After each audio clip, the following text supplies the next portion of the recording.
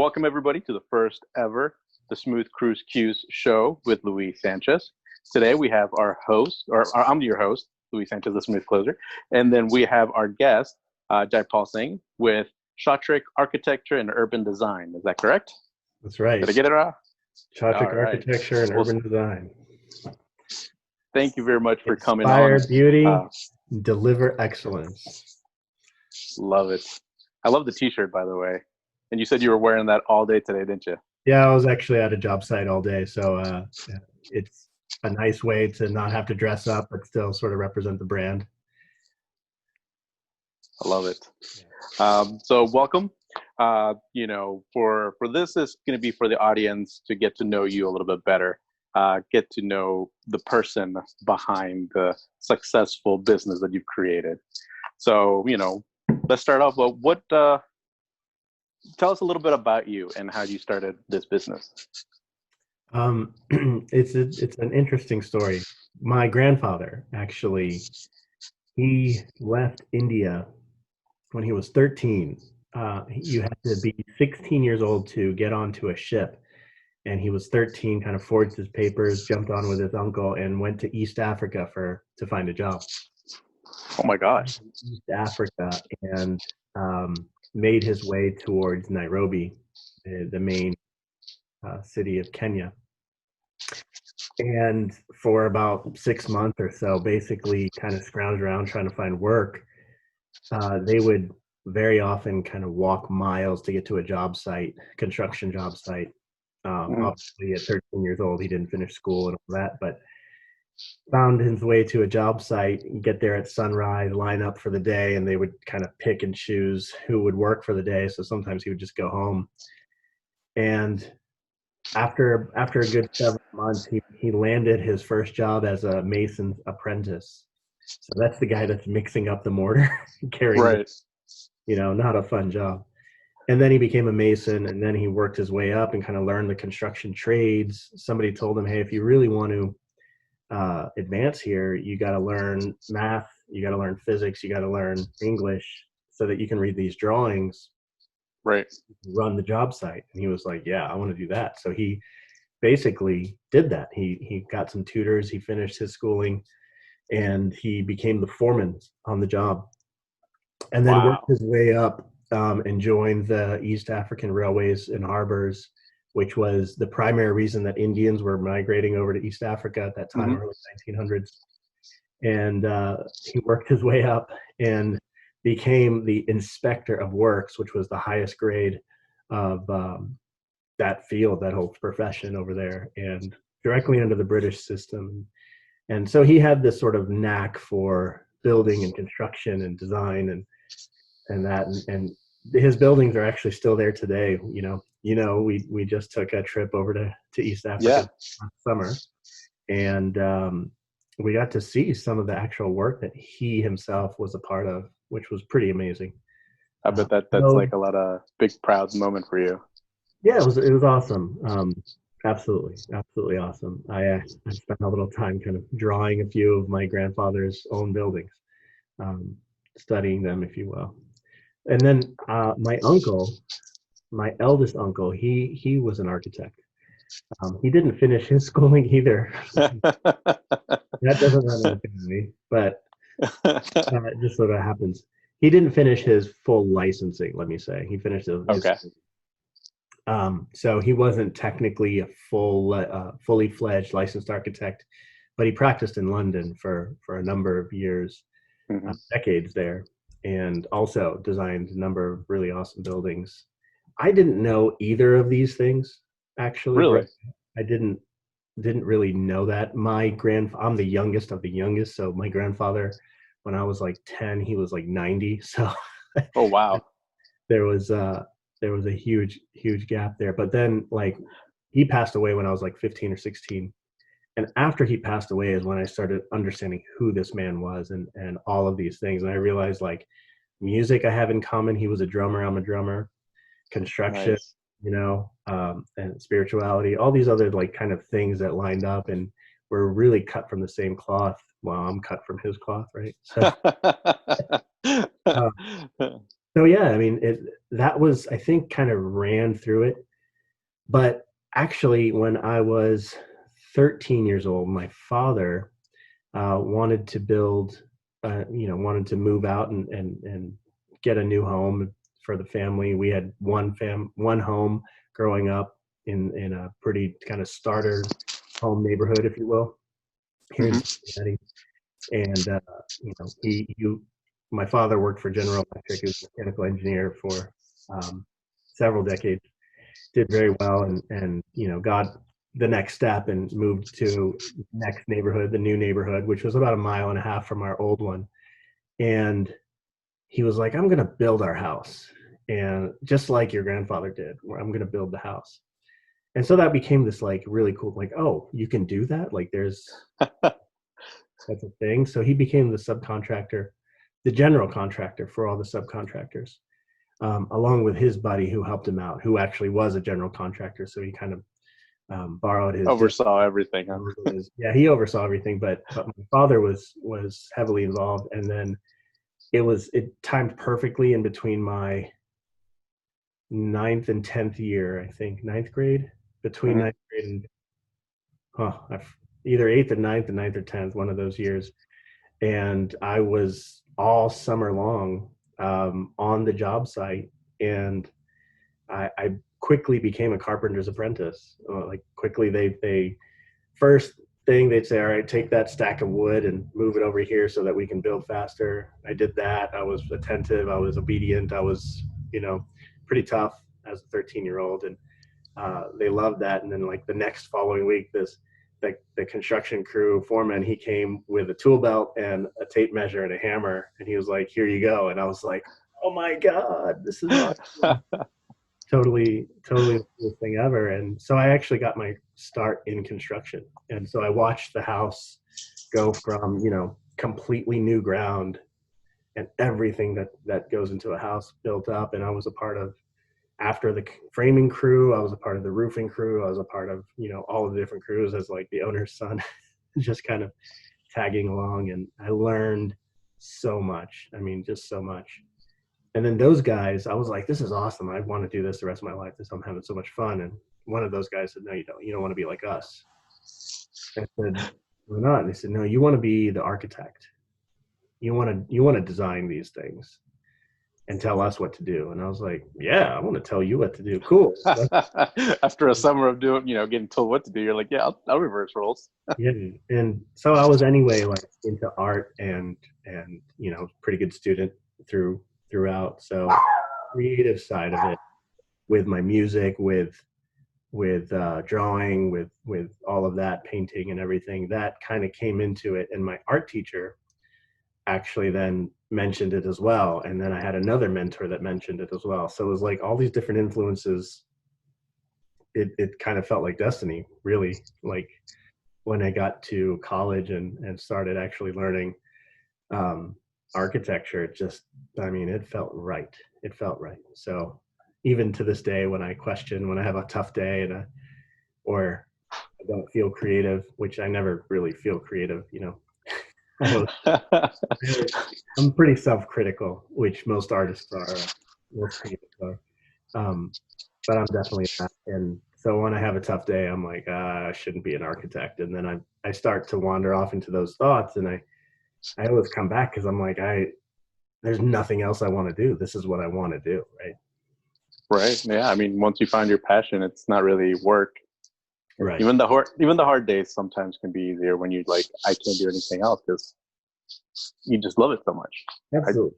I I also, I mean, growing up in Westchester, in Hmm. Lincoln Township in the 80s, I saw a lot of just buildings, not architecture. There's Hmm. a difference. There's a huge difference between a building and a work of architecture. And I saw a lot of just buildings. And later, when I started to see architecture and the power of architecture and the inspiration and the sort of hope and the beacon that it can be, that's when I said, like I really want to bring that back home. I really want to bring that um, to my home. And that's what, going through school, you start to reflect, like, where am I going to practice architecture? Where am I going to Right. actually apply these ideas? And more often than not, you study the masters, you study those who are really successful, and they end up going back to like the most familiar place because they know that so deeply, like in and out, and they can then work to infuse really beautiful, really well designed work into the environment, the built environment. So I don't think I'm there yet, but I hope to forge my career that way. So that's what the whole Inspire Beauty is, you know, even a place like Liberty Township, which is pretty much everywhere Ohio or anywhere USA, right? It's just sort of that cookie cutter place, or where farmland is now suburban land. And there's so much opportunity for us from a sustainability point of view, from a creative point of view, from, you know, so many different angles, environmental, to add some real value to the built environment. So that's why I went out on my own and started CHAATRIK Architecture. No, that's awesome. I mean, that's a passion right there.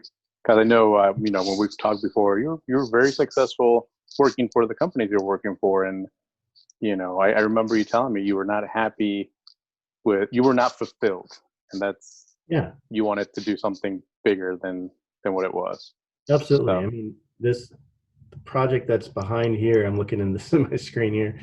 This is one of the coolest projects ever, and that was me as a senior design architect for, you know, one of the best firms that I've ever worked for, and one of the best projects I ever worked on. And we were cutting edge on every level: technology, pushing the limits on touch screens and integrating technology into the architecture itself, having interactive architecture, if you will. Digitally, you know, infusing lights, and you can see the facade there. It's like the stone and the lights are part of the same thing, if you will. It becomes that fabric that goes across the skin of the building. There's just, that project, it was one of the most fulfilling on a design sense projects I've been a part of. But to your point, was it really serving humanity? Was it really raising the bar on what architecture can really do? well, I guess it could have been on like different levels on that. Like technologically, I would say yes. Spiritually, maybe, I don't know. I remember you talking about the one on your other side. Yeah, I know that was, like, I believe, more spiritually on that one, if I remember correctly. yeah. It's fun to put these two together because one is like, you know, tens of millions of dollars for a retail store, you know, which is super materialistic. Right. Other one is a couple $100 out in a remote island for the benefit of humanity, to like feel the beauty of nature. I mean, it's just like totally two opposites, but kind of in a design language, they speak to each other in different ways. They both have a sense of value. I'm not belittling one or the other, saying one is better than the other, but to your point, you know, I feel like there's a much higher calling, and certainly want to just keep pushing and see where I can go. Whenever you're working for someone else, I mean, there's only so much, unless your ideals, if your values, your ideals, all of that matches 100% with your employer, then you're talking, then that's awesome, right? But that's rare. Absolutely. Those are hard places to find, and that's why we're in the, you know, world where you can become an entrepreneur very easily, but with a lot of hard work. And I know you work very hard. I'm trying to find those people. Anybody who's aligned with this mission, come on aboard. We can. There you go. No, I love that story, and I mean, for the viewers out there, I mean, I would say if you want to have a great one-on-one and getting to know him better, I mean, every time I talk to him, the time just flies by because he's an amazing person. So the other question I kind of wanted to ask, you know, what is something that people don't know about you to get to know you a little bit better? I know what I want you to tell people, but it's your time here, sir. Um, well, a lot of people don't realize I went to Haiti in 2010, right after the earthquake out there. So we were going through an economic recession, right? Hmm. And Cincinnati was hit pretty hard. So in 2010, January 2010, the unemployment rate in architecture for architects in Cincinnati was like 50%. Oh my goodness. It was insane. Um, don't quote me on that or whatever, It was but just a high number. it was a super duper high number. And I heard that from several people within the community, the architectural community at that time. So, and I had just come out of graduate school. So in between undergrad and grad school, I actually took 5 years off and worked for an architect as an architect. So it was kind of my second tier coming out of school. Hmm. Um, and I took the opportunity to use architecture in a different way, right? So the 2010 earthquake in Haiti happened, and that was one of the worst earthquakes that's happened here in the Western Hemisphere I remember that, yeah. time. That island, the country of Haiti, has had around 4 million people of its population, and pretty much overnight they lost half of their population. I So remember. we went down there, and it was a question of building codes, building technology, so on and so forth, because whole entire buildings were just pancaking on top of each other, floors. And so anybody who was on this floor immediately crushed, and then all of them crushing the next one and the next one. Hmm. And so we went down there. I went down there, I think 2 months after the earthquake hit, and it was still just devastated. So I spent a lot of time helping them, the people, rethink, rebuild, re-energize, inspire, that sort of thing. We served like thousands. I think it was up to 10,000 meals a day at one Oh point. my gosh. We put something like 50,000 people, 50,000 people into shelter, uh, and got the attention. It kind of went through neighborhoods that were just in chaos, where people were just living outside in shanty tents and sticks and sheets and stuff. And we kind of gathered them together, organized them, and then built tent cities and other sort of areas that then caught the attention of the UN. And so then the UN could come in and count them and deliver their food and water and all the other services. Basically, like step one of starting over from kind of like being decimated. Wow. Um, So you were one of the first ones in there then. our team was, the guy that I was working alongside was there 36 hours after the earthquake hit. He actually Oh, saw, no problem. He actually saw some real stuff there. of course. So yeah, that's something a lot of people don't realize. That's, I tend to say I'm in architecture because I want to build a better world. And I really mean that, like, whatever that means. So it's not always about trying to impress or have the coolest design or the most flashy thing.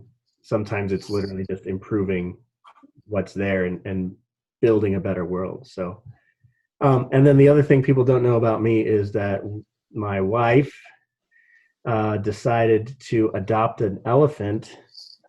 Her name is Zawadi. Not my wife. The elephant's name is Zawadi. It means gift, blessing.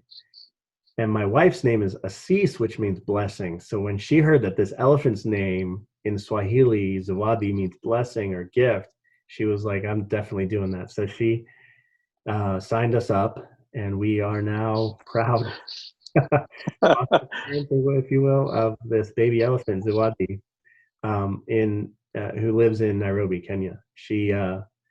This baby elephant, she's now almost 2 years old, not quite. And she was found in the wild, almost dead, Oh man.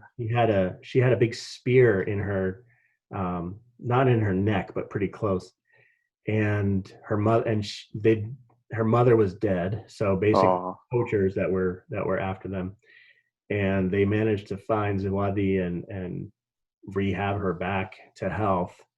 And for the last 6 months, they've been working on getting her to interact and play with the other baby elephants. And apparently, this past month, she was she was for the first time kind of like charged into the youngsters group and like made herself announced. Oh my gosh, that's so awesome. So yeah, we Now, get these updates.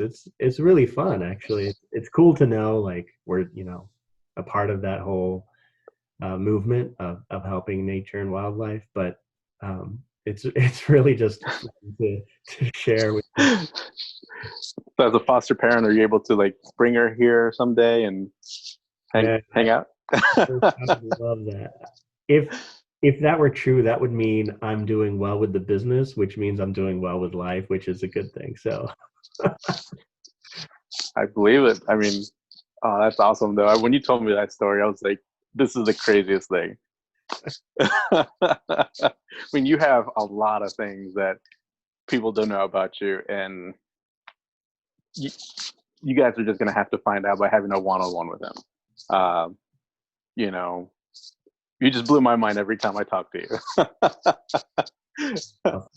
well, Yeah, but I should let everybody know that I stole your tagline here. So I am not the smooth architect, but I'm saying that just because Luis is actually the smooth closer. So I had to compete in some way here. There's no competition here, sir. There's no competition here. I'm trying to create my brand. You have an amazing brand. Thank you. I appreciate that. That's no, and for everybody out there that wants to connect with him, please send him an email. Do you have Instagram or just email? Instagram is CHAATRIK.architecture. Definitely we're on Facebook, we're on Instagram, LinkedIn, and go visit the website. It's just CHAATRIK.com. You can go on there. Obviously, phone number and emails and everything's on there. But I'd love to connect with whoever, regardless if you're need an architect or whatever. It's always nice to connect with other people and learn and grow and connect for sure. So maybe there's a reason. Absolutely.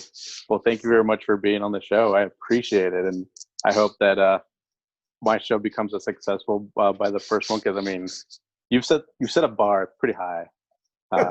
So I'm gonna be talking to other people. I have another show that I'm gonna be filming tomorrow. I'm gonna be talking to him, and him, Brett. So I'm gonna tell him you set the bar pretty high. No, Brett is a stellar human being. He's a very high caliber, high level, high operating. He's an impressive fellow. So he is. You are picking. I'm not throwing myself into the boat, but you are definitely starting with him. He should have been the first. I think I should have followed for sure. No. I like to start high and see how people react to that. Well, thanks very much for being on the show, sir. And I will see you next time. All right. Hey everyone, the Smooth Closer here. Just wanted to thank our guest for coming on today. I hope you guys enjoyed them as much as I enjoyed having them on. Looking forward to more guests coming on later on this show, on this episodes. And please make sure to reach out to them. I'll be posting their information down in links below. They're great people to get to know, even just to have a one-on-one with. So please make sure, again, to also like, subscribe, and contact them if you like. So until next time, I will see you guys here at the Smooth Cruise Q's with me, Luis Sanchez, your smooth closer. I'll see you guys next time. Take care.